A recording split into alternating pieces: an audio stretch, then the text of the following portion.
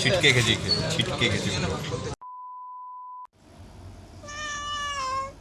নমস্কার, কেমন আছো সবাই? কি খবর? অনেক দিন পর, প্রায় 4 মাস পর ভিডিও ছাড়ছি, তাও সেটা আবার ফুড ব্লগ। আবার সেটা হচ্ছে ব্যারাকপুরের দাদা বৌদি বিরিয়ানি। হ্যাঁ, আমি 1 বছর পর দাদা বৌদি হোটেলে যাচ্ছি বিরিয়ানি খেতে। লাস্টবার আমি 2024 সালের জুন মাস নাগাদ গেছিলাম। আবার আমি এই 2025-এর মেতে যাচ্ছি। তো এই 1 বছরে দাদা বৌদির হোটেল কতটা চেঞ্জ হয়েছে, বিরিয়ানির টেস্ট কতটা চেঞ্জ হয়েছে, দাম কতটা চেঞ্জ হয়েছে, সব কিছু আজকের এই ভিডিওতে থাকবে। ইন্ট্রোটা বেশি লম্বা করবো না, কারণ ভিডিওতে ব্যারাকপুর যেতে হবে। আমি অলরেডি ব্যারাকপুর থেকে চলে এসেছি, ইন্ট্রোটা পরে শ্যুট হচ্ছে। যাই হোক, চলো মজা করো। এতদিন পর ভিডিও করছি, প্লিজ ভিডিওটা একটা লাইক করে দাও, আর কমেন্ট করে তোমরা জানাও কারা কারা দাদা বৌদির হোটেলে বিরিয়ানি খেতে গেছিলে, তোমাদের কেমন লেগেছে। তো চলো ভিডিওটা শুরু করা যাক একটা ছোট্ট ইন্ট্রো দিয়ে। তোমরা সমগ্র তো অনেক পড়েছো, গল্প সমগ্র, কবিতা সমগ্র, আবার উপন্যাস সমগ্র, কিন্তু এখন সমগ্র দেখার পালা। নমস্কার বন্ধুগণ, সকলকে জানাই আমার চ্যানেলে সুস্বাগতম। আমি অয়ন, তোমরা দেখছো ব্লগ সমগ্র। ভিডিওটা শেষ অবধি দেখতে থাকো আর এনজয় করতে থাকো। চলো দেখা হচ্ছে ভিডিওটাতে,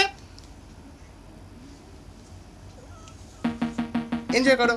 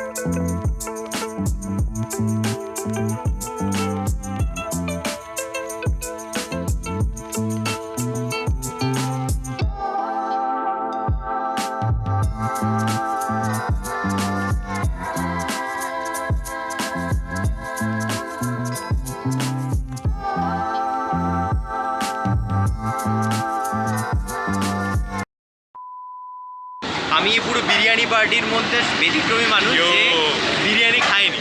আমরা এই নান খেয়েছি, গার্লিক নান 90 টাকা করে ছিল, আর চিকেন রেসিপি বাটার মশলা খেয়েছিলাম 30 টাকা ছিল। আমার দুটোই অত্যন্ত ভালো লেগেছে, নানটা খুব সুন্দর ছিল, আর চিকেনটার কোয়ান্টিটিটা আমি সবার আগে বলবো, মানে আমি বহুত খাই, তারপরও আমি খেয়ে শেষ করতে পারিনি। বাকি দুজনকে খেতে হয়েছে। টেস্টও অসাধারণ, নান দিয়েও খুব সুন্দর লাগছে। ইনফ্যাক্ট বিরিয়ানি দিয়ে ওরা একটু খেয়েছে, খুব ভালো লেগেছে। আমার 9 বলেছিলাম, মনে হয় 9.5 আউট অফ 10। চিকেন রেসিপি কাবাব, ওটা রেসিপি বাটার মশলা, ওটা আমাদের হেভি লেগেছে। আর বিরিয়ানি যদি বলি, বিরিয়ানি প্রথমে রিতেশ কেমন লাগে? আমি মাটন বিরিয়ানিটা খেয়েছিলাম, তো মাটনটা ভালো ছিল, বাট যখন ঠান্ডা হয়ে যাচ্ছিল তখন হালকা হালকা নোনতা ভাব লাগছিল। আই গেস নুনটা বেশি ছিল এটা। আদারওয়াইজ আমি বলবো 7 আউট অফ 10। ওকে, কিভাবে বেটার? এবার এবার আমি সৌভিককে রাখবো। প্রথমে সৌভিকের একটা দুঃখ আছে, আনলিমিটেড বিরিয়ানিও ভেবেছিল যতক্ষণ না আমাদের এখান থেকে বলা হচ্ছে যে বিরিয়ানি দেওয়া বন্ধ তোমাদের জন্য, ততক্ষণও খাবে, কিন্তু প্রথমবার চাওয়াতেই ওকে মানা করে দিয়েছে। হ্যাঁ, কারণ আনলিমিটেড নয়, আনলিমিটেড নয়, এর জন্যই ডিবাবি বেটার। ডিবাবি বেটার, আনলিমিটেড নয় বলে ইভাবে দিতে পারে। ওকে, আর শুভ্রদীপ আমার রিভিউটা ব্লগে তোমরা পেয়ে যাবে, খাইনি ব্লগে তোমরা আমার রিভিউটা পেয়ে যাবে। খাইনি, ওর ক্ষেত্রে আলাদা হয়ে গেছে। দেখবে এটা খাইনি, খাইনি।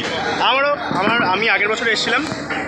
হ্যাঁ, তবে আমি প্রদীপের থেকে রিভিউ চাওয়া হবে না, তবে আমি একটা মতামত দিতে চাই, প্রদীপের থেকে রিভিউ চাওয়া হবে না। আজকের ভিডিওটা যদি প্রথম থেকে দেখে থাকো, আমার সব বন্ধুরা নিজেদের রিভিউ দিল, এবার আমি রিভিউ দিচ্ছি। শোনো, আমার বিরিয়ানির টেস্ট যদি বলা হয়, বিরিয়ানির স্বাদ নিয়ে, তাহলে বলতে হয় সেটা অপূর্ব ছিল, অসাধারণ ছিল, দারুণ ছিল, মানে অন্য লেভেলের ছিল। ইভেন মাংসের পিস এবং আলুর পিসটাও দারুণ, মানে খুব বড় ছিল।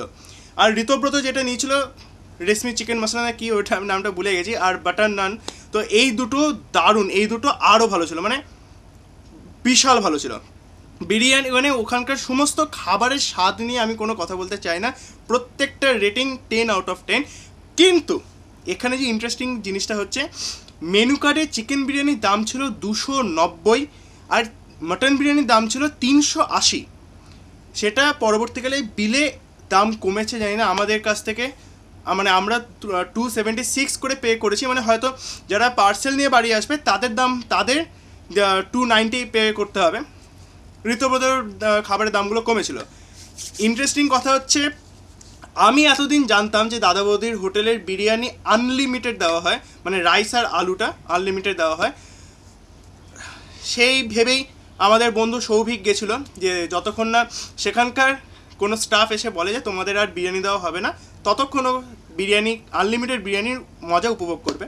কিন্তু ও প্রচণ্ড দুঃখিত হয়, কারণ যখন আমি জিজ্ঞেস করি একজন স্টাফকে যে আপনাদের বিরিয়ানি রাইস আর আলু কি আনলিমিটেড কিনা, ওনারা বলেন না, আপনারা যদি আরও রাইস আর আলু চান তাহলে আপনাদের নেক্সট আবার আলু বিরিয়ানি অর্ডার করতে হবে, যার প্রাইস 110 না 150 আমি ভুলে গেছি, কিন্তু অতিরিক্ত হাই লেভেলের প্রাইস। এখানে 270 টাকা দিয়ে ওনারা আনলিমিটেড বিরিয়ানি রেফার করছেন না, আনলিমিটেড বিরিয়ানি দিচ্ছেন না, এটা একটা নেগেটিভ পয়েন্ট যদি বলি। সেকেন্ড নেগেটিভ পয়েন্টটা হচ্ছে জল। তোমরা বুঝতে পারছো না জলটা কী জন্যে। জলের নেগেটিভ পয়েন্টটা হচ্ছে, বাড়ি থেকে কোনো জলের বোতল বা বাইরে থেকে কোনো জলের বোতল তোমরা দাদা বৌদির হোটেলে গিয়ে সেই জল তোমরা পান করতে পারবে না। হ্যাঁ, সেই জল তোমরা পান করতে পারবে না। ওনারা প্রত্যেকটা টেবিলে একটা করে বোতল দিয়ে দেন, বেশ বড় সাইজের বোতল, মানে 1 লিটারের বোতল ওনারা দিয়ে দেন, সেটাকেই তোমাকে ম্যান্ডেটারি পান করতে হবে, এবং তার প্রাইস 20 টাকা তোমাকে ম্যান্ডেটারি চার্জ দিতে হবে, মানে তোমাকে 20 টাকাটা পে করতে হবে। এটা ওনাদেরই ম্যান্ডেটারি, বিলের সঙ্গে তোমার 20 টাকা যোগ হবেই। আমাদের একটা বন্ধু রিতেশ, ও জল খেয়েছিল, কিন্তু একজন এসে বললেন যে না, বাইরের জল এখানে অ্যালাউ নয়, আমরা প্রত্যেকটা টেবিলে একটা করে জলের বোতল দিয়েছি, আপনাদের ওটাই পান করতে হবে। মানে এবার হয়তো ওটা 20 টাকা দাম নিয়েছে, আমরা যেটা দেখলাম বিলে যেটা দেখালো 20 টাকা, হয়তো যদি ওই বোতলটা শেষ হয়ে যায়, পরে যদি আরেকটা জলের বোতল চাও তখন আরও 20 টাকা হয়তো এক্সট্রা পে করতে হবে, সেটা আমি জানি না, কিন্তু হ্যাঁ 20 টাকা বাধ্যতামূলক জলের বোতলের জন্য তোমাদের রাখতে হবে, বাইরে কোনো জল এখানে দেওয়া বা নিয়ে যাওয়া হবে না। ব্যাস এই দুটোই এরকম ছিল। বাকি ওভারঅল আমার এক্সপিরিয়েন্স, ওভারঅল অ্যাম্বিয়েন্সে যদি কথা বলতে হয়, এটা মানে চরম লেভেলের অ্যাম্বিয়েন্স। আমি অ্যাম্বিয়েন্সটা দেখেই পাগল হয়ে গেছি।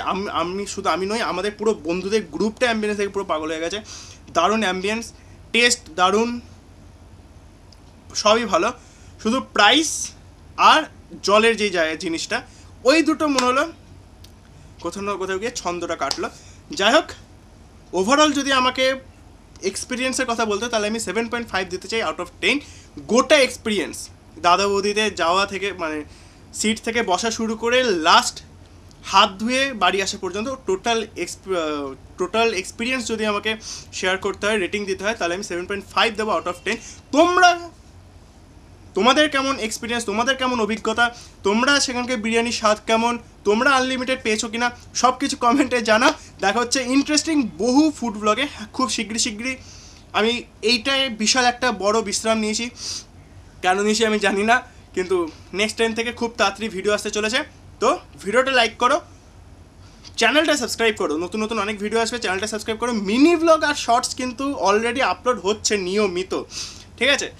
আর ওটা কিন্তু বেশ ভালো ভালো মিনি ব্লগে আসবে আর পরবর্তীকালে, কথা দিচ্ছি। তো ওইটার জন্য চ্যানেলটা সাবস্ক্রাইব করো, বড় ভিডিও আসে সেটার জন্য চ্যানেলটা সাবস্ক্রাইব করো, কমেন্ট করে জানাও তোমাদের এক্সপিরিয়েন্স। আর এত দূর আসলে ভিডিওটা অবশ্যই লাইক করে দিও। দেখা হচ্ছে নেক্সট কোনো ইন্টারেস্টিং মিনি ব্লগে, বলছি কোনো ইন্টারেস্টিং ভিডিওতে। ততক্ষণের জন্য টাটা।